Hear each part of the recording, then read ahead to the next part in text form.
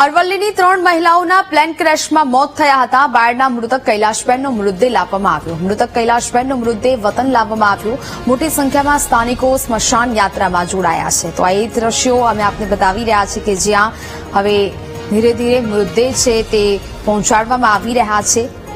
અમદાવાદમાં જે દુર્ઘટના ઘટી જેમાં અનેકો લોકોના મોત થયા અને બાયડની આ ઘટના કે જ્યાં બાયડના મૃતક કૈલાશબેનનો મૃતદેહ વતન લાવવામાં આવી રહ્યો છે. મૃતક કૈલાશબેનનો મૃતદેહ વતન લાવવામાં આવ્યો. મોટી સંખ્યામાં સ્થાનિકો સ્મશાન યાત્રામાં જોડાયા છે.